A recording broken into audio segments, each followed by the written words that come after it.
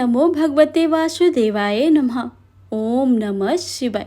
हे प्रिय भक्तजनों, आज आषाढ़ मास बृहस्पतिवार का दिन है और आप सभी रसपान करेंगे बृहस्पति देव महाराज की बहुत ही दुर्लभ एवं पावन व्रत कथा, जिसको सुनने मात्र से ही मनुष्य के सभी पाप नष्ट हो जाते हैं और समस्त मनोकामनाएं पूर्ण हो जाते हैं। आइए प्रेम भाव भक्ति से रसपान करते हैं आज की कथा का। तो एक बार प्रेम से बोलिए, विष्णु भगवान की जय, लक्ष्मी माता की जय, लक्ष्मी नारायण भगवान की जय। विष्णु भगवान की कृपा और माता लक्ष्मी की कृपा आप सभी पर और आप सभी के परिवारजनों पर सदा सदा ही बनी रहे। ऐसी मंगल कामना के साथ आज की कथा का शुभ आरंभ करते हैं। जय श्री गणेश। भारतवर्ष में एक प्रतापी और दानी राजा राज करता था। वह नित्य गरीबों और ब्राह्मणों की सहायता करता था। यह बात उसकी रानी को अच्छी नहीं लगती थी। वह ना ही गरीबों को दान देती थी और ना ही भगवान का पूजन करती थी और राजा को भी दान देने से मना किया करती थी। एक दिन राजा शिकार खेलने वन को गए हुए थे, तो रानी महल में अकेली थी। उसी समय बृहस्पति देव साधु वेश में राजा के महल में भिक्षा लेने के लिए आए और भिक्षा मांगी। रानी ने भिक्षा देने से इनकार कर दिया और कहा कि हे साधु महाराज, मैं तो दान पुण्य से तंग आ गई हूँ। मेरे पति सारा धन लुटाते ही रहते हैं। मेरी इच्छा है कि हमारा धन नष्ट हो जाए, फिर ना रहेगा बांस और न ही बजेगी बांसुरी। साधु महाराज ने कहा कि देवी, तुम तो बड़ी ही विचित्र हो। धन संतान तो सभी चाहते हैं, पुत्र और लक्ष्मी तो पापी के घर में भी होनी चाहिए। यदि तुम्हारे पास अधिक धन है तो भूखे को भोजन दो, प्यासे के लिए प्याऊ बनवाओ, मुसाफिरों के लिए धर्मशाला खुलवाओ। जो निर्धन अपनी कुंवारी कन्याओं का विवाह नहीं कर सकते, उनका विवाह करा दो। ऐसे और कई काम हैं जिनके करने से तुम्हारा यश लोक और परलोक में फैलेगा। परंतु रानी पर उपदेश का तो कोई प्रभाव ही न पड़ा। वह बोली, महाराज, आप मुझे कुछ न समझाएं। मैं ऐसा धन नहीं चाहती हूँ जो हर जगह बांटती फिरूं। साधु ने उत्तर दिया, यदि तुम्हारी ऐसी इच्छा है तो तथास्तु। तुम ऐसा करना कि बृहस्पतिवार के दिन को घर को लीपकर पीली मिट्टी में अपना सिर धोकर स्नान करना, भट्टी चढ़ाकर कपड़े धोना। ऐसा करने से आपका सारा धन नष्ट हो जाएगा। इतना कहकर वह साधु महाराज वहां से तो अलोप हो गए। साधु के अनुसार कई बातों को पूरा करते हुए रानी को केवल 3 बृहस्पति ही बीते थे कि उसकी समस्त धन संपत्ति नष्ट हो गई। भोजन के लिए राजा का परिवार तरसने लगा था। तब एक दिन राजा ने रानी से बोला कि हे रानी, तुम यहीं रहो, मैं दूसरे देश को जाता हूँ, क्योंकि यहाँ पर सभी लोग मुझे जानते हैं, इसलिए मैं कोई छोटा कार्य नहीं कर सकता हूँ। ऐसा कहकर राजा परदेश चला गया। वह वहाँ जंगल से लकड़ी काट कर लाता और शहर में बेचता। इस तरह वह अपना जीवन व्यतीत करने लगा। इधर राजा के परदेश जाते ही रानी और दासी दुखी रहने लगे। एक बार जब रानी और दासी को 7 दिन तक भोजन के बिना रहना पड़ा, तो रानी ने अपनी दासी से कहा कि हे दासी, पास ही के नगर में मेरी बहन रहती है, वह बड़ी ही धनवान है। तू उसके पास जा और कुछ लेकर आ, ताकि थोड़ी गुजर बसर हो जाए। दासी रानी की बहन के पास गई। उस दिन गुरुवार था और रानी की बहन उस समय बृहस्पतिवार की कथा सुन रही थी। दासी ने रानी की बहन को अपनी रानी का संदेश दिया, लेकिन रानी की बड़ी बहन ने कोई उत्तर ही नहीं दिया। जब दासी को रानी की बहन ने कोई उत्तर नहीं दिया तो वह बड़ी ही दुखी हो गई और क्रोध भी आया। दासी ने वापस आकर रानी को सारी बातें बता दी। सुनकर रानी ने अपने भाग्य को कोसा। उधर रानी की बहन ने सोचा कि मेरी बहन की दासी आई थी, परंतु मैं उससे नहीं बोली, इससे वह बहुत दुखी हुई होगी। कथा सुनकर और पूजन समाप्त करके वह अपनी बहन के घर गई और कहने लगी, हे बहन, मैं बृहस्पतिवार का व्रत कर रही थी। तुम्हारी दासी मेरे घर आई थी, परंतु जब तक कथा होती है तब तक ना ही उठते हैं और ना ही बोलते हैं, इसलिए मैं नहीं बोली। कहो दासी क्यों गई थी? रानी बोली, बहन तुमसे क्या छिपाऊं, हमारे घर में खाने तक को अनाज नहीं था। ऐसा कहते कहते रानी की आंखें भर आईं। उसने दासी समेत पिछले 7 दिनों से भूखे रहने की बात कही। अपनी बहन को विस्तार पूर्वक सुनाकर कहा। रानी की बहन बोली, देखो बहन, भगवान बृहस्पति देव सबकी मनोकामनाओं को पूर्ण करते हैं। देखो शायद तुम्हारे घर में अनाज रखा हो। पहले तो रानी को विश्वास ही नहीं हुआ, पर रानी के बहन के आग्रह करने पर उसने अपने दासी को अंदर भेजा तो उसे सचमुच अनाज से भरा एक घड़ा मिला। यह देखकर दासी को बड़ी ही हैरानी हुई। दासी रानी से कहने लगे कि हे रानी, जब हमको भोजन नहीं मिलता है तो हम व्रत ही तो करते हैं, इसलिए क्यों ना इनसे व्रत और कथा की विधि पूछ ली जाए ताकि हम भी व्रत कर सके। तब रानी ने अपनी बहन से बृहस्पतिवार व्रत के बारे में पूछा। उसकी बहन ने बताया, बृहस्पतिवार के व्रत में चने की दाल और मुनक्का से विष्णु भगवान के केले के जड़ में पूजन करे तथा दीपक जलाएं, व्रत कथा सुने और पीला भोजन ही करे। इससे बृहस्पति देव महाराज प्रसन्न हो जाते हैं। व्रत और पूजन विधि बताकर रानी की बहन अपने घर को लौट गई। 7 दिन के बाद जब गुरुवार आया तो रानी और दासी ने व्रत रखा। घुड़साल से चना लाकर और गुड़ लेकर आए, जिससे केले की जड़ तथा विष्णु भगवान का पूजन किया। अब पीले भोजन कहाँ से आए? इस बात को लेकर दोनों बहुत दुखी थी। चूंकि उन्होंने व्रत रखा था, इसलिए बृहस्पति देव उनसे प्रसन्न थे। इसलिए वे एक साधारण व्यक्ति का रूप धारण करके 2 थाली में सुंदर पीला भोजन दासी को दे गए। भोजन पाकर दासी बहुत ही प्रसन्न हुई। फिर रानी के साथ मिलकर भोजन ग्रहण किया। उसके बाद से सभी गुरुवार को व्रत और पूजन करने लगी। बृहस्पति देव भगवान की कृपा से उनके घर में फिर से धन संपत्ति आ गई, परंतु रानी फिर से पहले की तरह आलस्य करने लगी। अब दासी बोली, देखो रानी, तुम पहले भी इस प्रकार आलस्य करती थी। तुम्हें धन रखने में कष्ट होता है, इस कारण सभी धन नष्ट हो गया था। और अब भगवान विष्णु ने हमें कृपा से धन मिला है, तो फिर क्यों आलस्य होता है? रानी को समझाते हुए दासी कहती है कि बड़ी मुसीबतों के बाद हमने यह धन पाया है, इसलिए हमें दान पुण्य करना चाहिए, भूखे मनुष्य को भोजन कराना चाहिए और धन का शुभ कार्यों में खर्च करना चाहिए, जिससे तुम्हारे कुल का यश बढ़ेगा, स्वर्ग की प्राप्ति होगी और पितृ भी प्रसन्न होंगे। दासी की बात मानकर रानी अपना धन शुभ कार्यों में खर्च करने लगी, जिससे पूरे नगर में उसका यश फैलने लगा। एक दिन राजा बहुत दुखी होकर जंगल में एक पेड़ के नीचे आसन जमाकर बैठ गए। वह अपनी दशा को याद करके व्याकुल होने लगे। बृहस्पतिवार का दिन था। एकाएक उसने देखा कि निर्जन वन में एक साधु प्रकट हुए। वह साधु वेश में स्वयं बृहस्पति देवता ही थे। लकड़हारे के सामने आकर बोले कि हे लकड़हारे, इस सुनसान जंगल में तू चिंतामग्न क्यों बैठा है? लकड़हारे ने दोनों हाथ जोड़कर प्रणाम किया और उत्तर दिया, हे महात्मा जी, आप सब कुछ जानते हैं, मैं क्या कहूँ? यह कहकर रोने लगा और साधु को अपनी आत्मकथा सुनाई। महात्मा जी ने कहा कि तुम्हारी स्त्री ने बृहस्पति के दिन भगवान की निरादर किया था, जिसके कारण रुष्ट होकर उन्होंने तुम्हारी यह दशा की है। अब तुम चिंता को दूर करके मेरे कहने पर चलो, तो तुम्हारे सारे कष्ट दूर हो जाएंगे और भगवान पहले से भी अधिक धन संपत्ति देंगे। तुम बृहस्पति के दिन कथा किया करो, 2 पैसे की चना मुनक्का लाकर उसका प्रसाद बनाओ और शुद्ध जल में लोटे में शक्कर मिलाकर अमृत तैयार करो। कथा के पश्चात अपने सारे परिवार और सुनने वाले प्रेमियों में अमृत व प्रसाद बांटकर आप भी ग्रहण करो। ऐसा करने से भगवान तुम्हारी सभी मनोकामनाएं पूरी करेंगे। साधु के ऐसे वचनों को सुनकर लकड़हारा बोला, हे प्रभु, मुझे लकड़ी बेचकर इतना पैसा नहीं मिलता है जिससे भोजन के उपरांत कुछ बचा सकूं। मैंने रात्र में अपनी स्त्री को व्याकुल देखा है।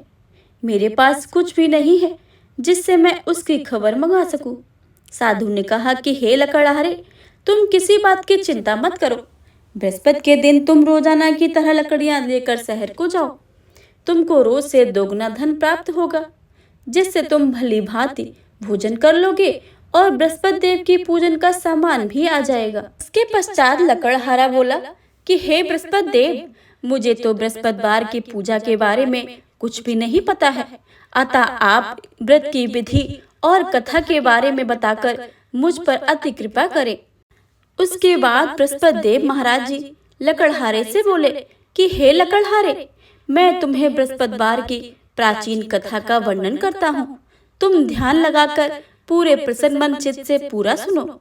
प्राचीन काल में एक ब्राह्मण रहता था। वह निर्धन था, उसके कोई संतान नहीं थी। उसकी स्त्री बहुत मलिनता के साथ रहती थी। वह स्नान न करती, किसी देवता का पूजन न करती। इससे ब्राह्मण देवता बड़े ही दुखी थे। बेचारा बहुत कुछ कहते थे, किंतु उसका कुछ परिणाम न निकला। भगवान की कृपा से ब्राह्मण के स्त्री के कन्या रूपी रत्न पैदा हुई। कन्या बड़ी होने पर प्रातः स्नान करके विष्णु भगवान का जाप व बृहस्पतिवार का व्रत करने लगी।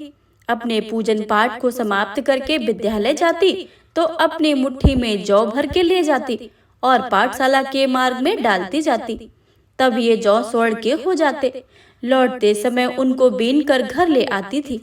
एक दिन वह बालिका सूप में उस जौ के दाने को फटक कर साफ कर रही थी। उसके पिता ने देख लिया और कहा कि हे बेटी, सोने के जौ के लिए सोने का सूप होना चाहिए। दूसरे दिन बृहस्पतिवार था। इस कन्या ने व्रत रखा था और बृहस्पति देव से प्रार्थना करके कहा कि मैंने आपकी पूजा सच्चे मन से की हो तो मेरे लिए सोने का सूप दे दो। बृहस्पति देव ने उसकी प्रार्थना स्वीकार कर ली। रोजाना की तरह वह कन्या जौ फैलाती हुई जाने लगी। जब लौटकर जौ बीन रही थी तो बृहस्पति देव की कृपा से सोने का सूप मिला। उसे वह घर लेकर आई और उसमें जौ साफ करने लगी, परंतु उसकी माँ का वही ढंग रहा।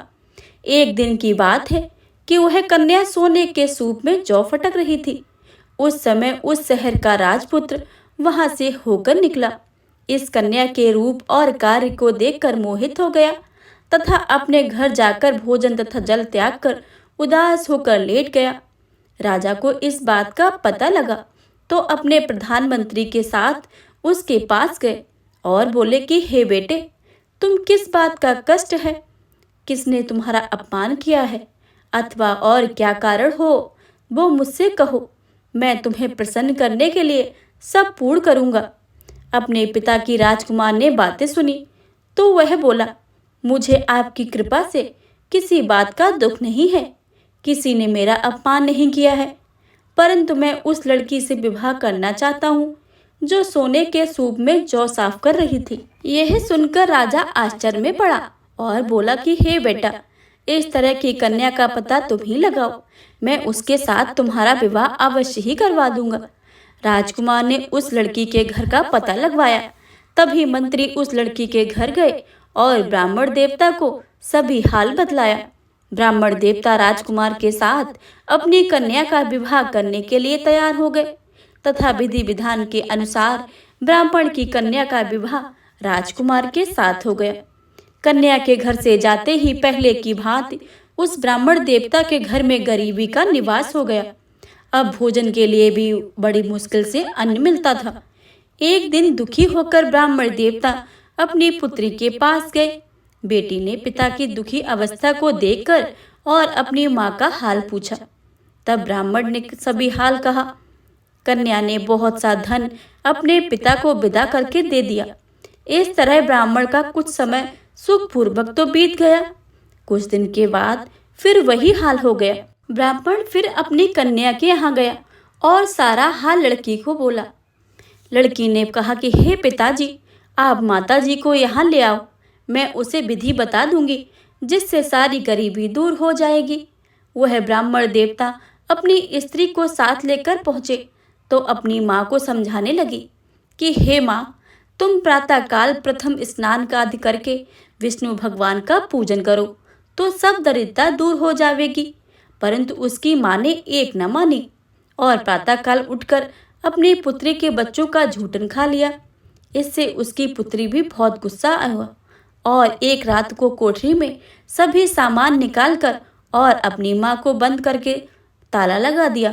प्रातःकाल उसे निकाला तथा स्नान आदि करा के पूजा पाठ करवाया तो उसकी माँ की बुद्धि ठीक हो गई और फिर प्रत्येक बृहस्पतिवार को व्रत रखने लगी।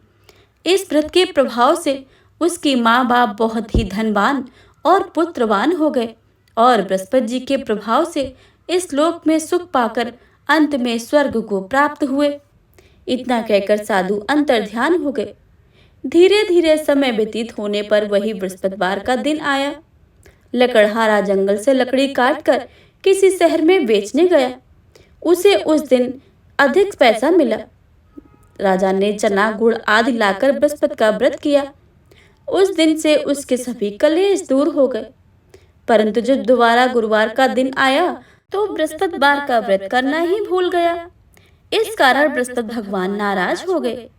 उस दिन उस नगर के राजा ने विशाल यज्ञ का आयोजन किया तथा शहर में यह घोषणा करवाई कि कोई भी मनुष्य अपने घर में भोजन न बनाए, ना ही आग जलावे। समस्त जनता मेरे यहाँ भोजन करने आवे। इस आज्ञा को जो ना मानेगा उसे फांसी की सजा दी जाएगी। इस तरह की घोषणा संपूर्ण नगर में करवा दी। राजा की आज्ञा अनुसार शहर के सभी लोग भोजन करने लगे, लेकिन लकड़हारा कुछ देर में पहुंचा। इसलिए राजा उसको अपने साथ घर ले गए और ले जाकर भोजन करा रहे थे तो रानी की दृष्टि उस खूंटी पर पड़ी जिस पर उसका हार लटका हुआ था।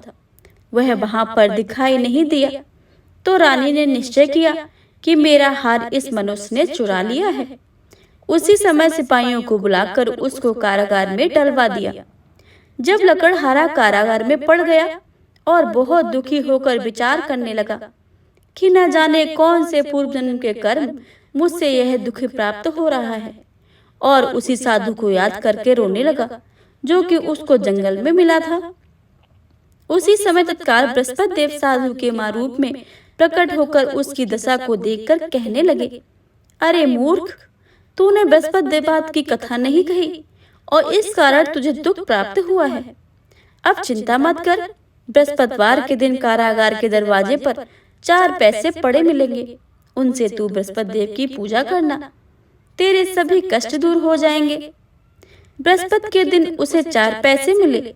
लकड़हारे ने कथा कही। उसी रात्र को बृहस्पति देव ने उस नगर के राजा को स्वप्न में कहा, हे राजन, तुमने जिस आदमी को कारागार में बंद कर दिया है वह निर्दोष है, वह राजा है, उसे छोड़ देना। रानी का हार उसी खूंटी पर लटका है। अगर तू ऐसा नहीं करेगा तो मैं तेरे राज को नष्ट कर दूंगा। इस तरह रात्र के स्वप्न को देखकर राजा प्रातः काल उठा और खूंटी पर हार देखकर लकड़हारे को बुलाकर क्षमा मांगी और लकड़हारे को योग्य सुंदर वस्त्र आभूषण देकर विदा कर दिया। बृहस्पति देव की आज्ञा के अनुसार लकड़हारा अपने नगर को चल दिया। राजा जब अपने नगर के निकट पहुंचा तो उसे बड़ा आश्चर्य हुआ। नगर से पहले अधिक बाग, तालाब, कुएं और अधिक से अधिक धर्मशाला, मंदिर आदि बन गई थी। राजा ने पूछा कि यह बाग और धर्मशालाएं किसकी हैं? तब नगर के सब लोग कहने लगे, यह सब रानी और बांदी के हैं। तो राजा को आश्चर्य हुआ और गुस्सा भी आया।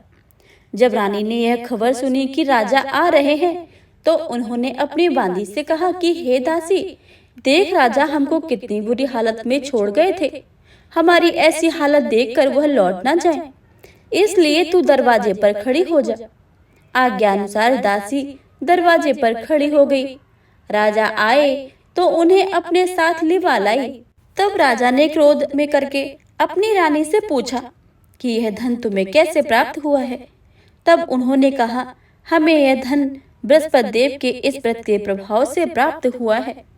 राजा ने निश्चय किया कि 7 रोज बाद जो बृहस्पति सभी का पूजन करते हैं, परंतु मैं प्रतिदिन दिन में 3 बार कहानी और रोज व्रत किया करूंगा।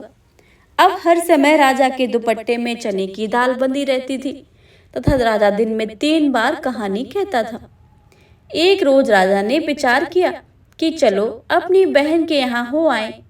इस तरह निश्चय करके राजा घोड़े पर सवार होकर अपनी बहन के यहाँ मिलने चला गया।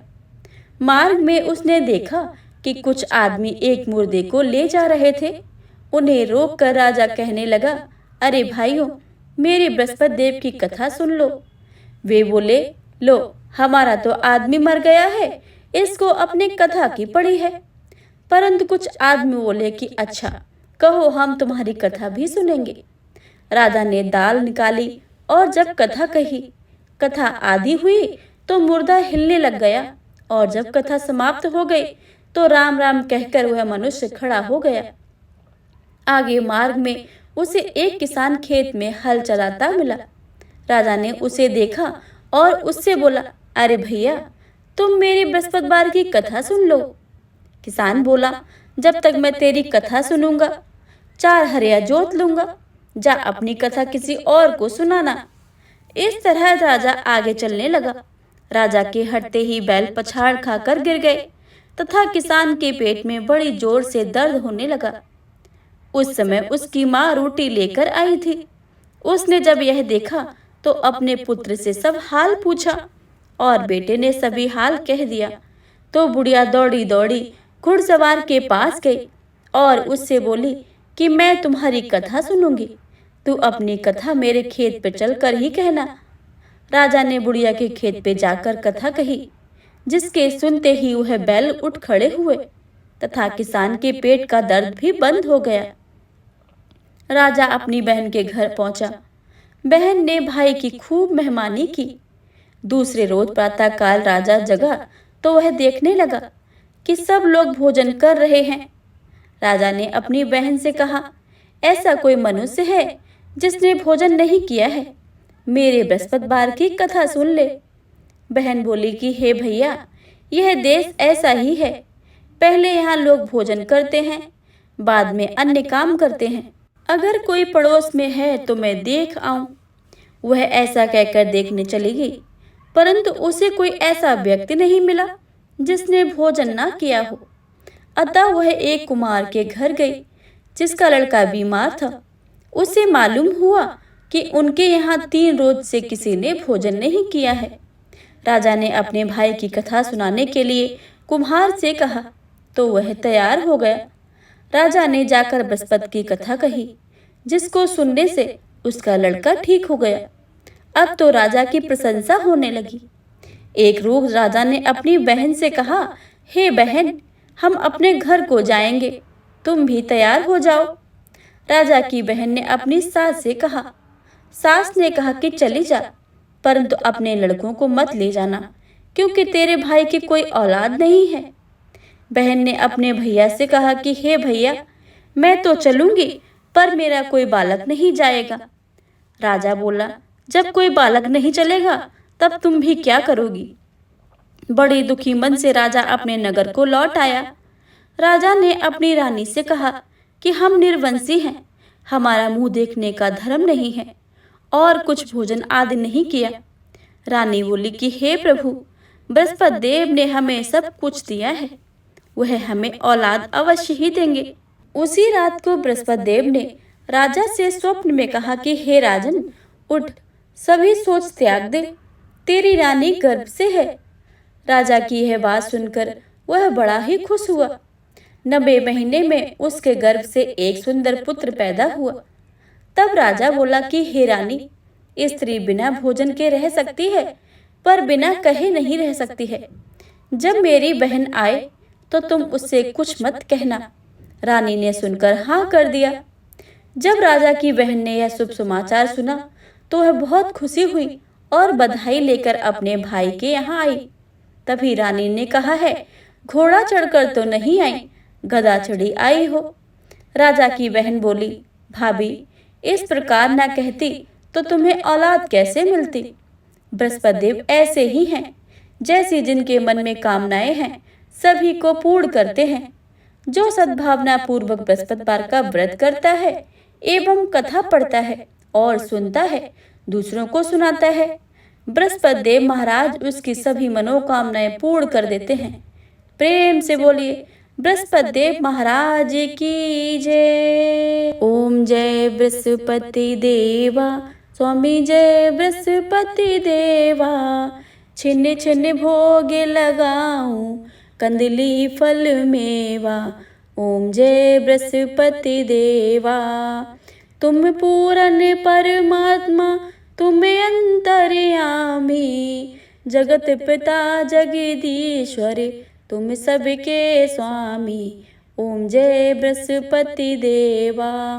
चरणामृत निज नरमल सब पातक हरता, सकल मनोरथ दायक कृपा करो भरता। ओम जय बृहस्पति देवा। तन मन धन अर्पण कर जो जन शरण पड़े, प्रभु प्रकट तब हो कर आकर द्वार खड़े। ओम जय बृहस्पति देवा। दीन दयाल दयानिध भक्तन हितकारी, पाप दोष सब हरता भव बंधन हारी। ओम जय बृहस्पति देवा। सकल मनोरथ दायक सब संशय तारो, विषय विकार मिटाओ संतन सुखकारी। ओम जय बृहस्पति देवा। जो कोई आरती तुम्हारी प्रेम सहित गावे, ज्येष्ठानंद बंद सो निश्चय पावे।